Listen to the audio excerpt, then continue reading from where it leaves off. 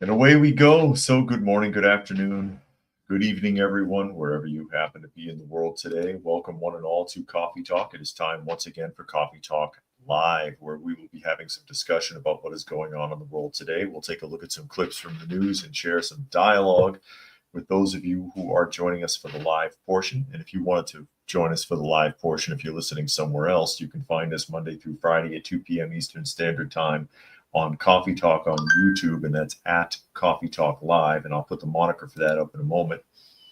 You can find me on X at Coffee Talk Chat, and you can find me on fistfulofradio.com, podcasting out of Atlanta.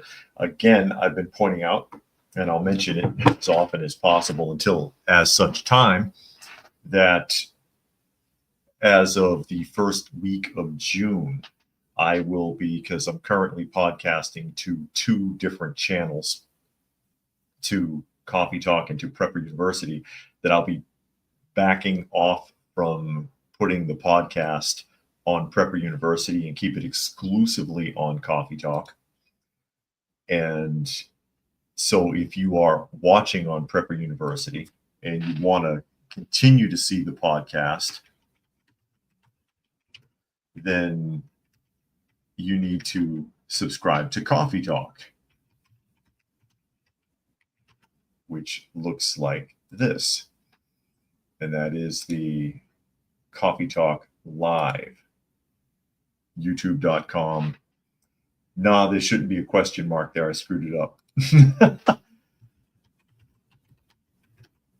That should be a backslash at Coffee Talk Live. So we'll do that. We'll do that. There it is. So please do subscribe there if you're watching on Prepper University. I'm still getting the majority of the views on Prepper University. And I don't know, I guess they just want to really do it there. But I want to rebrand Prepper University back to what it originally was intended for. So that means I've got to pull back Coffee Talk and put it exclusively where it started, on Coffee Talk Live. So there you go. And I'll take a moment here. If you notice, you probably see is a bit of a weird angle here. That's because the office is being changed. So the office is being changed. So things are being moved around, and it looks weird in the background at the moment. But I'll say hello to a few people here before I get started looking at what's going on in the world today. I see Helter has joined us, as well as Dragon, Brian, JJ, Jeff, Tuck, Sven. He wants to know if Biden is a distraction. Biden has been a distraction since the 80s. Puck is here. No, I don't know if I saw that interview on Fox. Bongino Patel interview. I didn't see that. Sven says, you'll always be home sweet home to me. Good old Coffee Talk. Oh, wait, I got the words wrong. That's okay. That's okay. Home sweet home on Coffee Talk Live. And Monkey is joining us. So yeah, a lot of things are going on. Like I said, the office is being changed. So there's not as much in the background at the moment. And Coffee Talk will be going purely to the Coffee Talk channel first week of June. And Phil is joining us. Phil is joining us as we get ready to jump off here. And we'll get to the nature of the thumbnail. I'm sure you've all heard about Biden by now. But first, hey, something about the Pope. And I got to ask, is this for real? Is this for real, ladies and gentlemen? And this is ESSA News, or ESSA News. Says American pride soars as Pope mania ignites U.S. fervor for Pope Leo XIV. And that's not a very flattering photograph of him there. It looks like he has a prosthetic eye. And the way that he's looking, his left eye, it looks like it's missing. Looks like he doesn't have one. So is there such a thing as Pope mania? Is the United States going crazy for the Pope? Or is this another one of those things where the media is just telling us what to believe from the media. I'm not hearing anybody talking about it. Nobody seems to care. So here we go. The selection of American Cardinal Robert Prevost as Pope Leo XIV has stirred a wave of enthusiasm in the USA, often referred to as Pope Mania. Is that like Hulkamania? Is he going to get in the squared circle? Americans take pride in their Pope, which is increasing interest in Rome and Christianity. And I know that's not true because he was born in Chicago, but he spent almost his entire life in like Peru, right? And then the Vatican. I know he was more than 30 years in Peru. How American is he? When's the last time he was in America? How many decades ago? And Dilo has joined us. JJ says Peruvians are super ecstatic about the new pope since he also has a citizenship there and has been a resident for years. Puck says both Patel and Bonjingo said Epstein killed himself. No doubt about it. No investigation needed. Did they? And Legend has joined us. But I'm like, is there a Popomania? Are Americans that excited about it? Or is this more news being spoon-fed by mainstream news? It says the Italian tourism sector is hopeful for an increase in American tourists. Stefano Cobari from the Fiavet Federation emphasizes that the presence of an American in the Vatican will attract both pilgrims and tourists. Americans who already make up a significant portion of visitors to Rome spend more than the average pilgrim. So yeah, you don't even care. You just care about, okay, is this going to be bringing more tourists to Italy, and are they going to spend more? But is there Popomania? Is this really happening? Is this really sweeping the nation? No mania, I think, has been true except for Hulkamania. And Lucky has joined us. Lucky has joined us. But yeah. What do you guys think? Is there a Popomania? Is he American? I mean, he may, again, still share American citizenship. He may have dual citizenship, tri-citizenship, because, you know, Rome and Italy. But he's hardly been in America. He was in Peru over 30 years. Then he moved to the Vatican. I don't know the last time he was in the United States. Can you really call him American if he's not invested in America or hasn't been for such a long time? I don't know if that counts. That's like Rosie O'Donnell claiming that she's Irish now because she moved to Ireland a few months ago with her non-binary child that she's probably psychologically deeply screwing up. Has anybody noticed, did you see Rosie O'Donnell in her last CNN interview? She looks like Chucky. Scars and all. She looks absolutely awful. Absolutely awful. But yeah, you see the t-shirt there. It says, duh, Pope. I guess because Chicago, yeah, you know, the Bears. Dom counts as Dom DeLuise. Who remembers when Dom DeLuise played the Pope? Let's see if anyone's paying attention. Who remembers Dom DeLuise playing the Pope in a movie? What film was that? What film was that? That's your trivia question for the day. All People says SCOTUS and POTUS can remove Venezuelan TPS status. Let's hope it expands to other fake TPSs, Haitians, Liberians, Nigerians, and all who make trouble in homeland who claim asylum in the West. Sven says, in her defense, Andiochrome is hard to come by, and he thinks it's Cannonball Run. No, that was Captain Chaos. Dom DeLuise was Captain Chaos in Cannonball Run, and Jim got it. he says Johnny Dangerously. And then Dragon says down Johnny Dangerously, also correct. He was the Pope. He was the Pope in Johnny Dangerously with, oh God, what was his name? I'm trying to remember.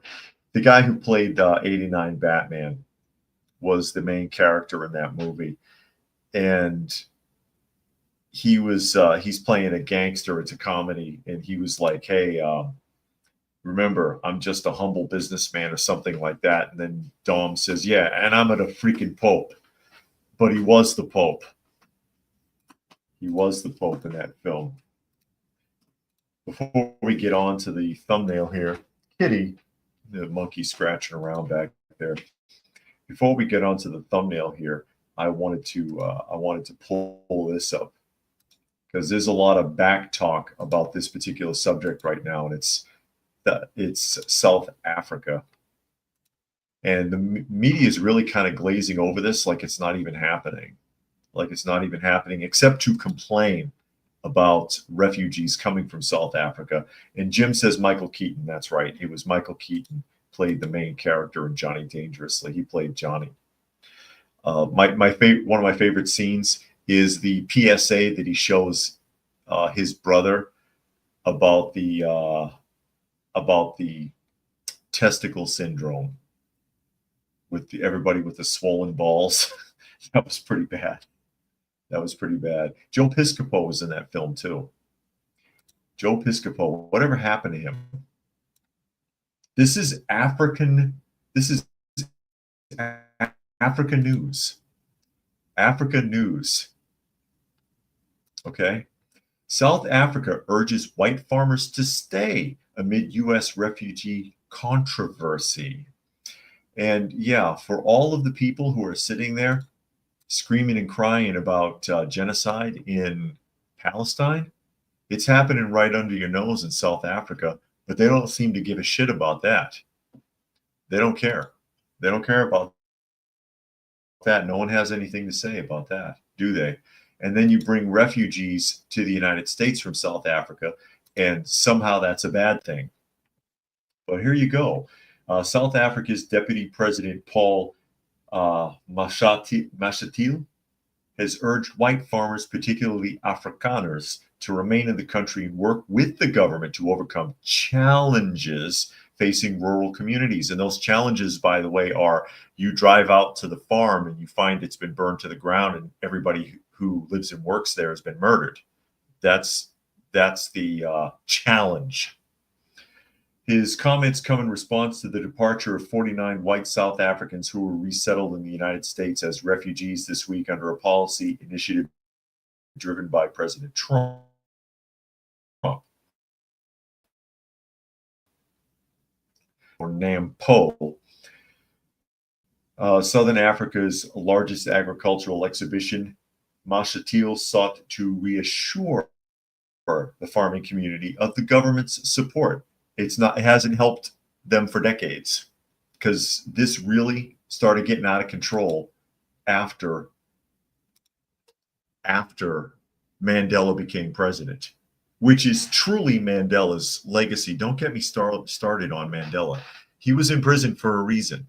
Not just, he wasn't necessarily a political prisoner. He was a terrorist and a murderer, and admitted it and embraced it. It wasn't like, no, I didn't do it. No.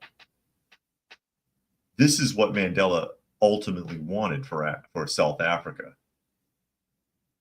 I don't care what the media spun on it back in the day. I don't care what they spun on it. Really look into his history. You'd be shocked if you've never done it before. Sven thinks that he got cancer. Talking about Joe Piscopo.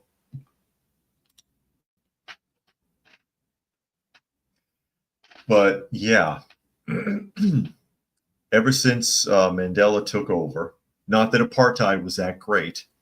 We all remember back when all of the celebrities weren't going to play Sun City. I have the album. You remember? I ain't going to play Sun City. Okay, don't do it then. to fight against apartheid, and Mandela was out of prison after what, 28 years, and did the rounds, making public speeches all across the Western world to gain support. And then he became president of South Africa, and it's gone. It went from bad to worse, out of the frying pan and into the fire, as it were. And they've had rallies over there. The government can't help these people. Rallies with hundreds of thousands of people in attendance chanting, "Kill white people, kill the white farmer, load your gun." You can find video footage of it. They're the ones in all the red hats. They're wearing red bandanas. Not bandanas. What kind of hat is that? Like the French wear. But it's out of control over there. Quote, "The farmers that we have met here today are saying they are happy to stay in South Africa." This is according to Mashatil. "All they need is for us to work with them to address the challenges that they face. One of them is rural roads. Then there's rural safety. You think? Because we know over the years, people in the farming communities have been attacked and crime has been on the rise. They want us to work with them on that. They want you to protect them and you're not doing it."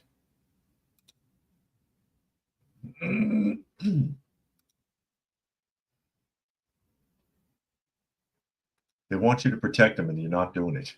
You can't protect them. You can't protect them when there's a movement involving most of your population that's hell-bent on destroying them.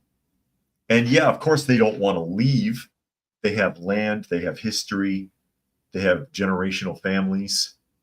Their ancestors may not have come from that part of the world, but they've been there a long time.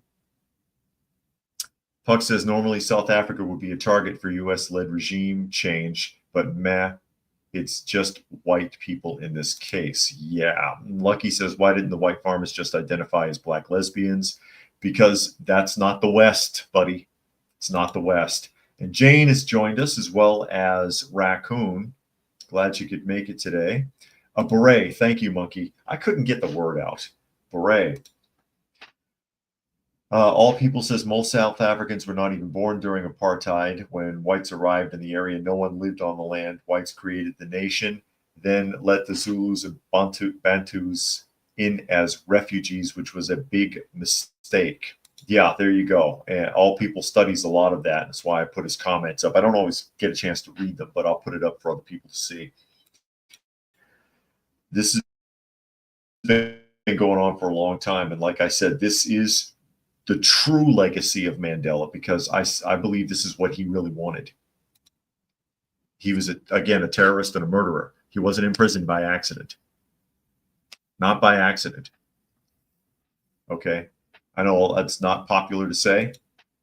People aren't going to want to hear that. It is what it is. It is what it is. But again, this is happening right under everybody's nose. And hey, liberal media and liberal party people, the extremes, whining about it. What are they bringing these white farmers to the United States for?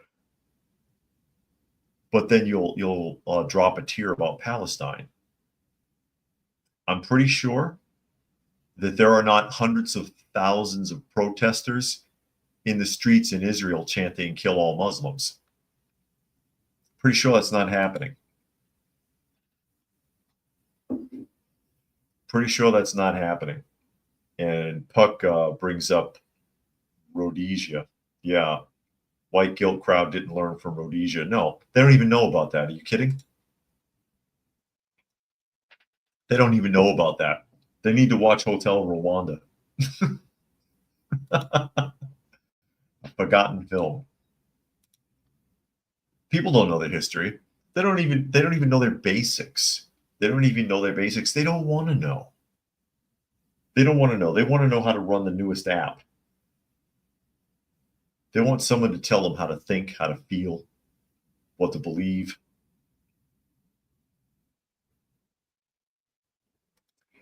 Jane says their in-laws were Catholic missionaries in Africa and China. They said Africa had so many tribes that did not like each other either. No, they don't. They're horrible. And the tribal warfare, as it were, is a serious issue there. Brian says the problem people has is that we need to stop identifying each other by race. Yeah, because it really doesn't matter, ultimately. It really doesn't matter. People make it matter. They make it matter. And then it becomes a problem. It's a created problem. Go back and, hey, I'll tell you again, go back to your Bible. Do you think those people were fighting about race? Majority of what you saw in the Bible was religious conflicts, not race. And you might also recall a story about Moses when he became a widow and remarried, and that was a woman of color. And his sister gave him a hard time, and she was punished for it. Go back and look for that story. Peter said his wife was even worse. Winnie, oh yeah, she had that. She was famous for that execution by tire fire.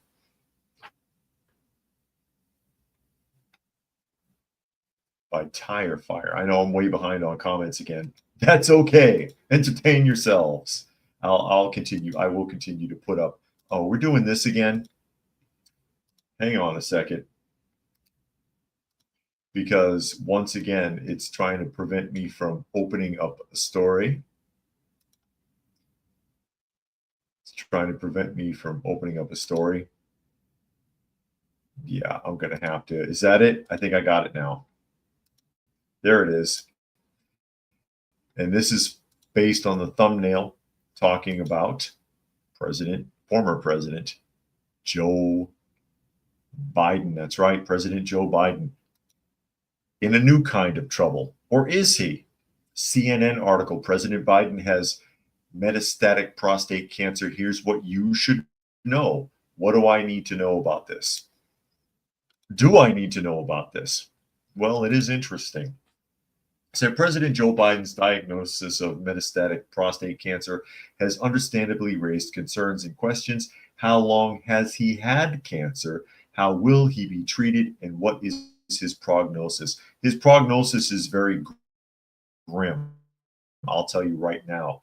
And this person, I guess this is Dr. Jamin Brahmvat, okay, is who's speaking here. As a urologist, I regularly diagnose prostate cancer in patients, and each time I share the diagnosis with them and their family, it's never easy. Over time, I've learned the importance of keeping conversations simple and straightforward, avoiding sugarcoating, and instead using data, statistics, and personal experience to help patients begin their journey.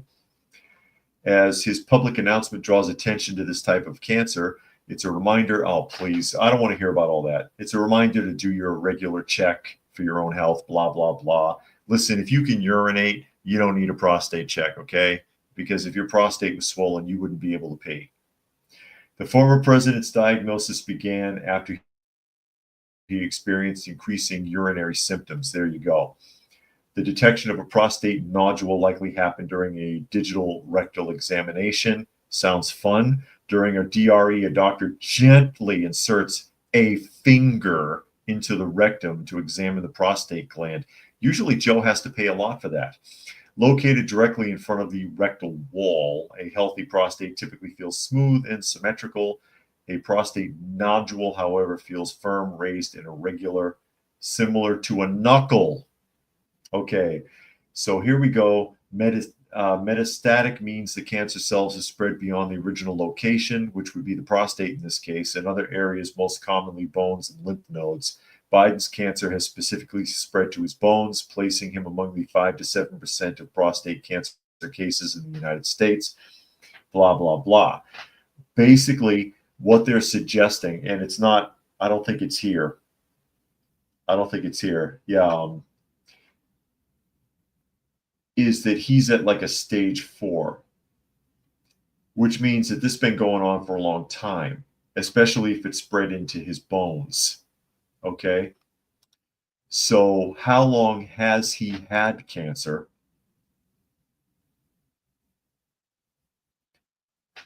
And have they been covering that up too? Because he's had cancer several times. He's had aneurysms, he's had cancer, he's had a lot of medical problems. He's had a lot of medical problems. So, how long has he had cancer? And have they also been covering that up? And they're just revealing this now because they really can't hide it anymore. Really, they were doing a terrible job of hiding his cognitive decline, anyways. How long has this been going on? Better yet, is this how they're getting rid of him? You really want to have a foil hat moment?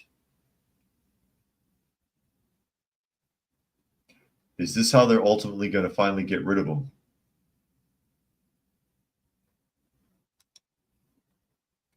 Doesn't surprise me that he has cancer, but it would surprise me for them to act like it just slipped by to the point where it's effectively stage 4 and it's in his bones and everywhere. As often as this guy was examined and cared for.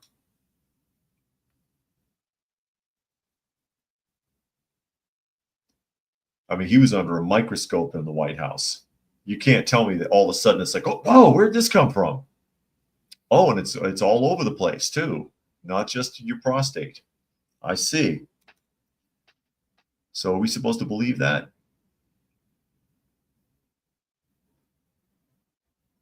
Are we supposed to believe that?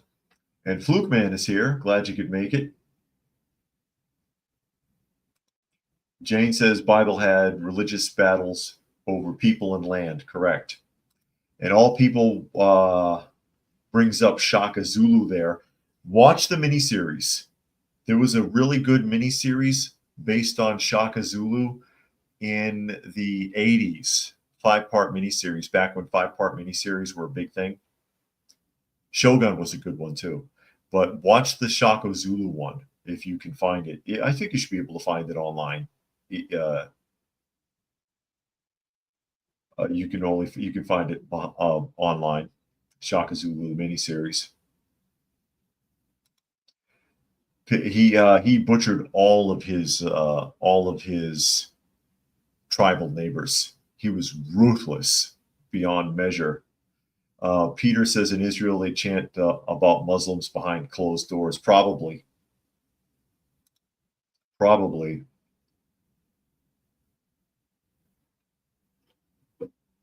As I catch up here, I'm way behind on comments. Sorry, folks. Can't keep up with all of them, but I will cascade them through here.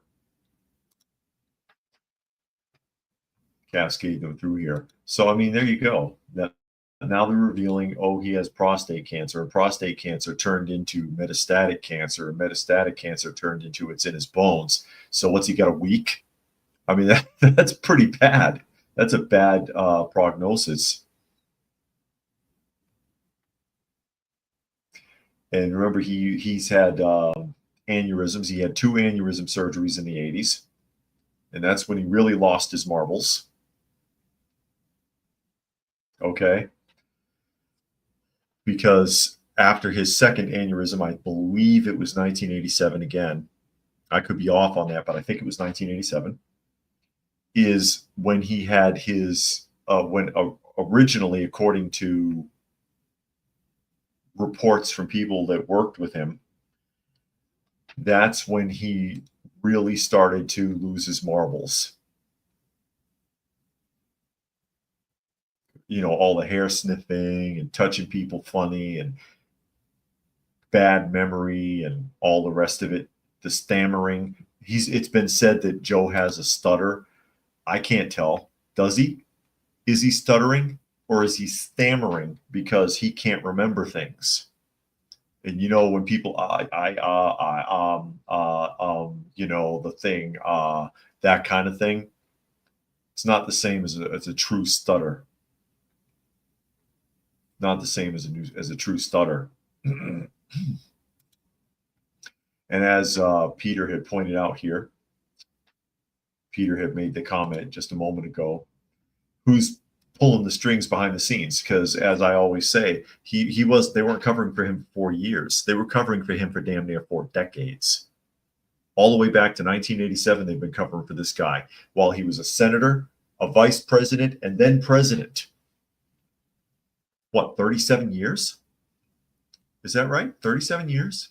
They covered for this guy. So who was really in charge while he was out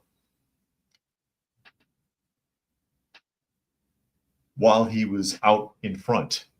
You know what I mean? You want to talk about Manchurian candidates. There's your Manchurian candidate. Where's Frank Sinatra when you need him? Or Denzel Washington. Depends on which version you watch. The Denzel Washington version was a lot more aggressive. A lot more aggressive.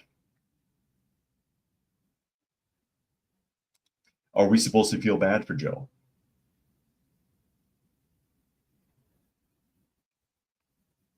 Is that the idea? Are we supposed to feel bad for Joe?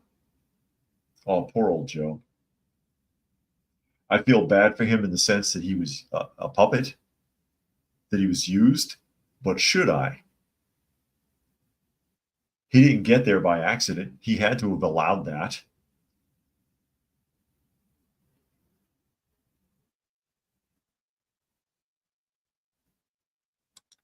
He has to have allowed that, allowed himself to be in that position, sold his soul, as it were.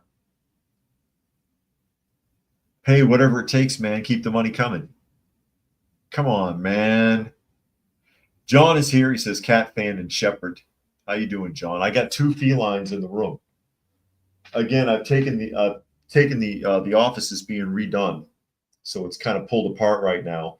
And I have 1 cat sleeping on a plastic bag and 1 cat sleeping in a cooler behind me on the floor. You can't see them. You can't see them, unfortunately. Sven says Biden will have a state funeral. Yeah, it'll be a very, very expensive one, and you're going to pay for it. And they haven't even gotten around to talking about the Biden Presidential Library yet, have they? And the Obama one's not even built yet. What we read that a few weeks ago. What, 1.2 billion over budget, and they barely got the foundation poured.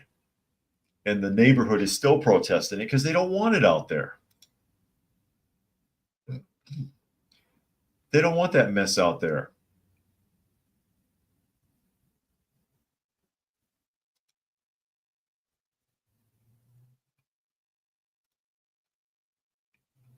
They don't want the Obama Library in Chicago. When Chicago fought hard, the Chicago area, Illinois fought hard for that because he used to live there. So what?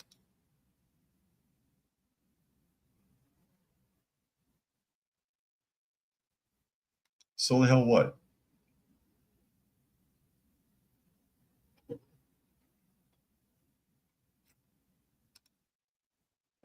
What are you going to do? Then you have other stuff like this flying under the radar.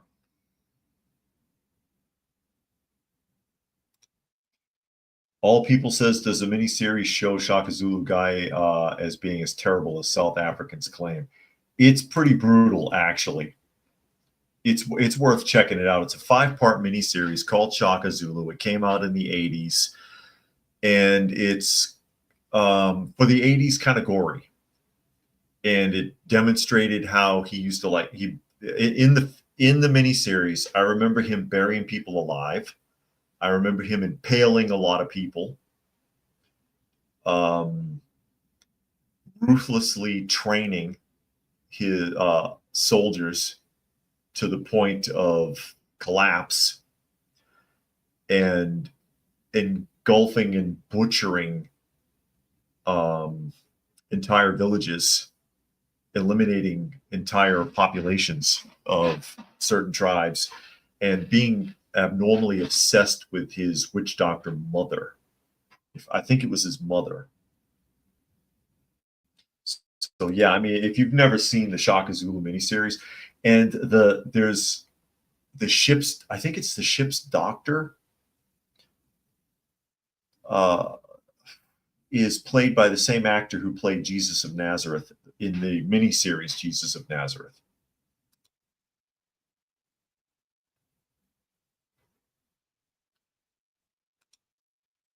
I can't remember his name either. I can't remember his name either. But that's okay. My wife knows it right off the top of her head because she's probably seen the Jesus of Nazareth miniseries like 50 times. She just likes it. And Puck says Prepper University channel gets no love. No, it doesn't, unfortunately. And a lot of effort went into it. A lot of effort goes into that. Even just basic videos. You know, those I used to do the like top 5, top 10 lists. Hours of work to put one of those together to now not even have 300 or 400 people see it. It's pretty annoying. Pretty annoying as we catch up here. And this I thought was interesting, and this is a Texas story. I had to go to Eyewitness News Texas to get this. Texas mother buys ammunition and tactical gear for her mass targeted violence. Yeah, let's buying ammunition and tactical gear for her son's planned mass targeted violence at his middle school. Okay.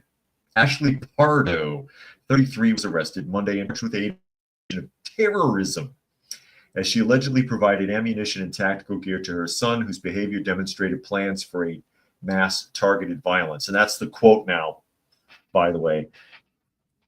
I guess if an incident's going to happen at a school, they call it, quote, mass targeted violence, which was supposed to be aimed at Rhodes Middle School in San Antonio.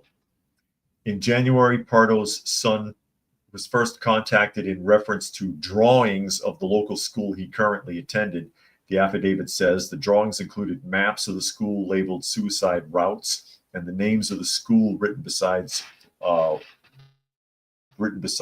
rifle.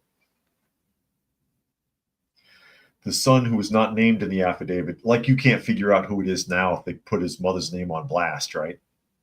Not named in the affidavit, was contacted by officials at the time and described a fascination with past mass shooters, according to that affidavit. In April, the son was found researching the 2019 Christchurch mosque incident in New Zealand, which killed 51 people on a school-issued computer. Oh, you can't do anything on a public computer, stupid kid. He was subsequently suspended and later in the day attempted to erase himself with a straight razor, causing significant injury and requiring 100 stitches. The boy attended an alternative school until May 7th, according to officials. So they put him in a court-ordered controlled facility. His grandmother, with whom he had been staying on various occasions, contacted police Monday after she found her grandson hitting a live bullet with a hammer. The middle schooler told his grandmother he received the bullets from Pardo and that she had guns and ammunition at her house. Grandmother told officials Pardo had been taking the boy to local surplus stores and bought him magazines, tactical black vests, which were capable of concealing ballistic plates. Also, an empty vest, a tactical black helmet, and various Army clothing. What is a tactical black helmet? Because you can have like a bicycle helmet that looks tactical.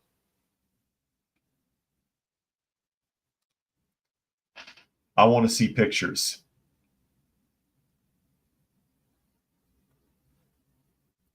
I want to see pictures of this gear, which I doubt we're going to see. No, there's no pictures. No pictures of the gear, folks. Sorry. Pardo was released on a bond of $75,000 on Tuesday. Who paid for that? But if the kid's unhinged, and especially if he tried to cut his wrists, you don't buy that kid gear and ammunition and magazines and stuff. That's pretty stupid. That's pretty stupid. Juan says Chinese are buying up Delaware now. Middletown has pharmaceutical plants being built behind McMansions. It was a small farm town 15 years ago. And you already know how I feel about all of that. I don't think that foreign agents of government, especially agents that may be considered to be enemies of the people, as it were, should be allowed to own land in your country. They won't let you do it. I remember watching a documentary about Kentucky Fried Chicken in China, because fast food giants have been trying to get footholds in China for a long time. They're over there now. But KFC's the big one because they were popular in China. People liked KFC there. But the documentary I was watching, the guy who's in charge of KFC in China said the thing with the Chinese government is we don't own any of it. So in a blink of an eye, we can get a message, close your doors and get out, and we don't have a choice. But not in the West, buddy. No, just come on down here and buy up all the farmland, do whatever the hell you want. Iran has farms here. Venezuela has farms here. China has farms here, and that shouldn't be.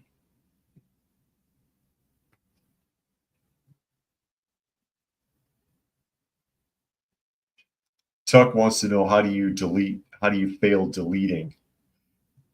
Maybe he wasn't taking it that seriously. I used to run into that when I worked in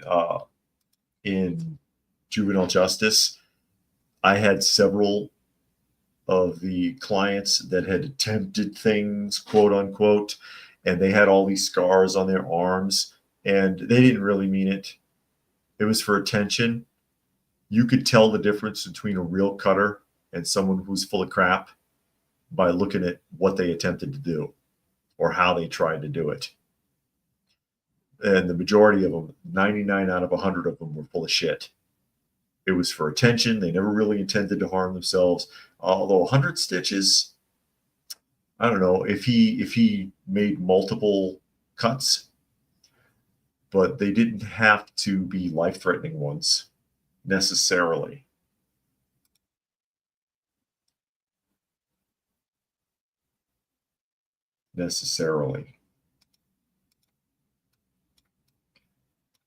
And then you'd see people who were really down for that sort of thing, or real cutters. And the girl above her t-shirt, she'd roll her arm up, and there'd be like 500 lines, all on the almost decorating the whole upper arm from the shoulder to right below the t-shirt, because she didn't ever want anybody to see it. And they do it to their thighs too, and that's for real. But that's not a self-deletion thing either. That's an obsession with the action. But yeah, the majority of the time when they say they're going to do something, or they even attempt something, it's just for show. It's just to try to get attention. Speaking on controversial topics, making some headway here, RFK Jr.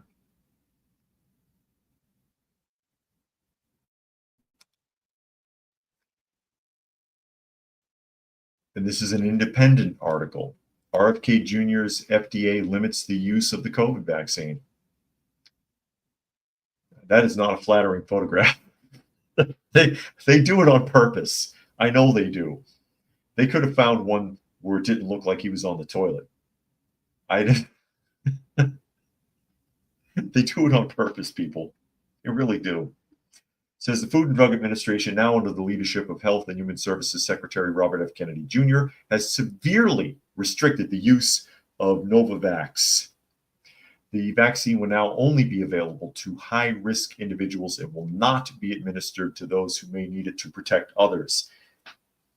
May need it to protect others? What does that mean? How are you using it to protect other people? That doesn't make sense. Kennedy's FDA approved the use of Novavax, but with strict conditions. It will only be made available to older people and those over the age of 12 with at least one medical condition that leaves them at a very high risk of COVID. Center for Disease Control and Prevention advisors have been discussing whether to recommend the vaccine only for those most at risk. Isn't that how any of that stuff should be used anyways? If you're going to use it at all, the new restrictions mean that healthy people over the age of 65 won't be able to get it, even if they have an immunocompromised friend or family member. Please. Well, that's the case. If you get sick, they should just stay away from you. You remember in the old days when you were sick and you just kind of left people alone? So now, if I'm sick, I can go ahead and shoot myself up with this stuff and then go hang around my not sick immunocompromised friends. Is that the idea? And then they'll still catch it, right? Critics have slammed the restrictions for being in line with Kennedy's vaccine skepticism. I don't blame him. You see what that did to his body, which is why he's a good fit for this, because he's going to scrutinize all of it. That's why he speaks the way he does. His voice was ruined from one of those pokes. The secretary has ordered an investigation into the debunked claim that they can cause autism. Debunked by who? I don't doubt that there's a possibility that certain pokes could cause those kinds of problems.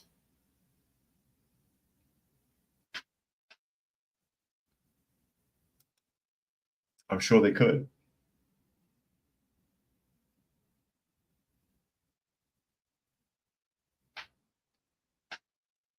It doesn't surprise me what any of this stuff can do, because autism, ADHD is like 1,000 times higher than it was when I was a kid. I mean, pick your poison. Name the problem. Kids are dumber. They have more allergies. They have more medical conditions than ever before.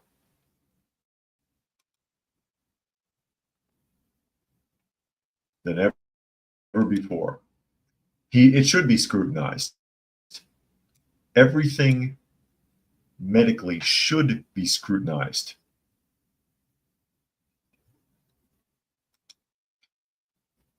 Flukeman says there's a state governor, can't remember which state, who wants to kick out Chinese landowners. I've heard that from both Florida and Texas.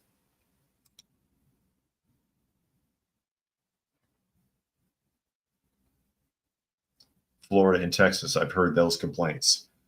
And I think both of them, if I'm not mistaken here, and if I am, you just put it in the comment section.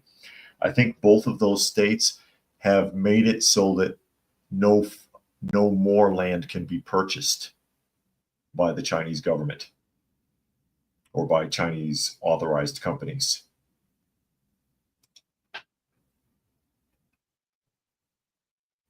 But yeah, that's exactly what RFK is doing there.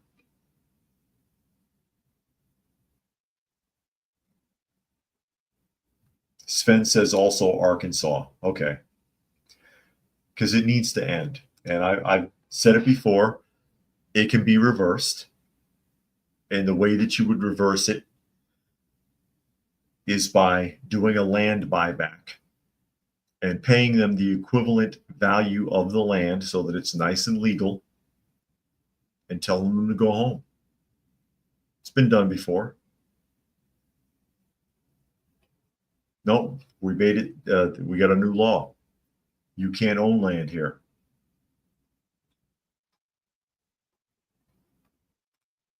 You can't own land here. We'll pay you off. We'll be fair about it. So long and thanks for all the fish.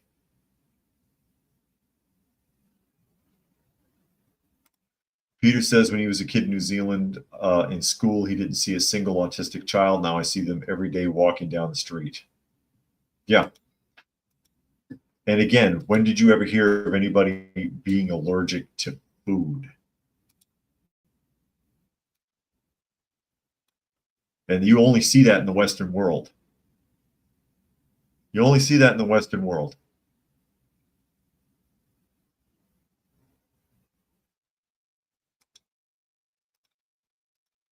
And it's because of all the shots. It's because of all the shots. But yeah, the Chinese owns a lot of farmland in the United States, and it's a problem. It's a huge problem. And many of those farms are notoriously close to military bases, and it makes you wonder what else is going on. How did that happen? How did that happen? That's really bad management. That's really bad management.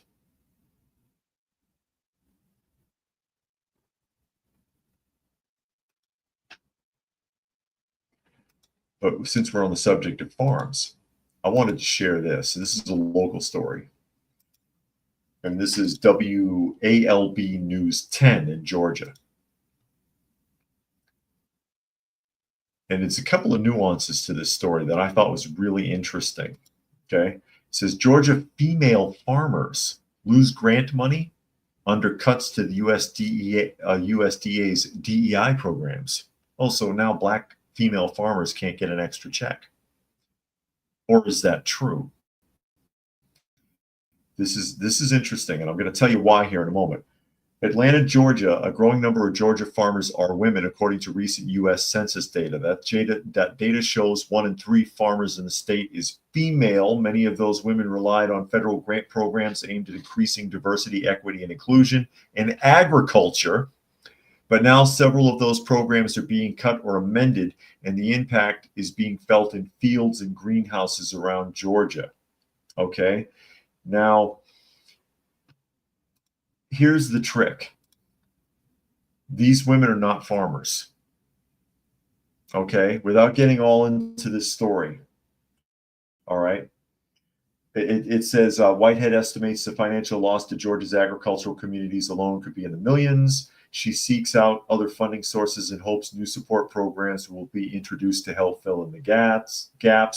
National Women in Agriculture Association has chapters across the country, blah, blah, blah. In the U.S. Census data, the type of farm that they're talking about here is local community gardens, not a real farm. These DEI programs were funding local community gardens. These female farmers of color that were getting an extra check from the Department of Agriculture for equity and inclusion, diversity, equity, and inclusion.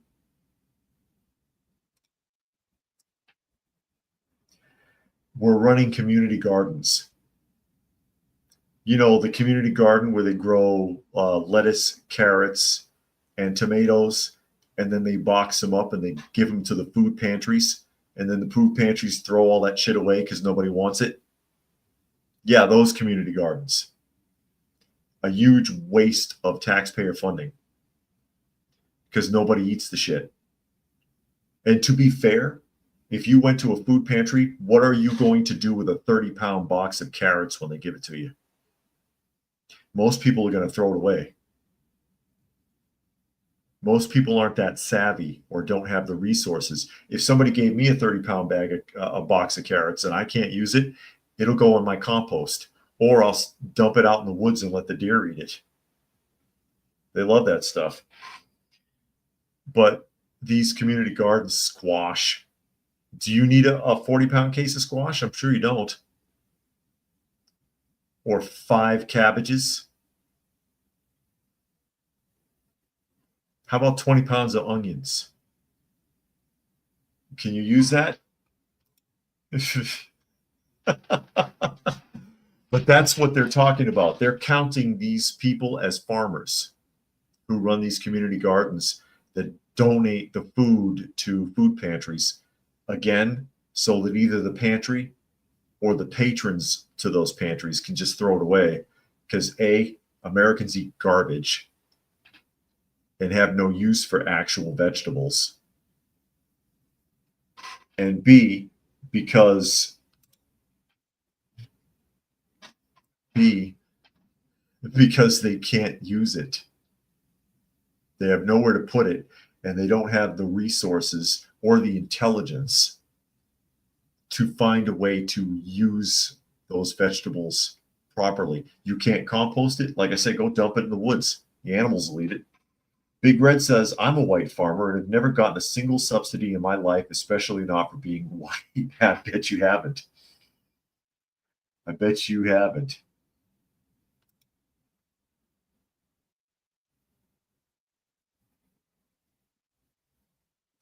I bet you haven't. And that story struck me because I actually know where they're getting those numbers from. I know where they're getting those numbers from, which is what All People says. There's no way 1 in 3 farmers in Georgia are female. Not buying it. Yeah, you're right. You're right, and that. But I happen to know that they're taught that they include those community gardens as part as being technically farmland, and they were getting DEI subsidies. So I mean, yeah, if you were a black female and you were clever enough to work the system, and you make a quote community garden in your yard and get a subsidy for it, and then give the food away, you can pick up a nice fat check. Well, not anymore, because the gravy train has left the station. Left the station. And there you go, All People. A community garden is not a farm. The media lies about everything. Those female farmers likely had windowsill plants. Yeah, you think so? And Tuck says that they use a food pantry and they're good at not wasting what I'm given. That's good, though. That's good, though. Yeah, Big Red, of course, they'd rather eat hot Cheetos. That stuff's disgusting. I used to work for Frito-Lay, and when they used to make the hot Cheetos, um, or anything like that, flamin' anything, the seasoning is such a fine powder because it goes into a tumbler. It looks like a huge dryer, basically, like an industrial dryer, like you would see at a laundry facility. An industrial laundry facility, like a hospital laundry. It's a massive, a big tumbler.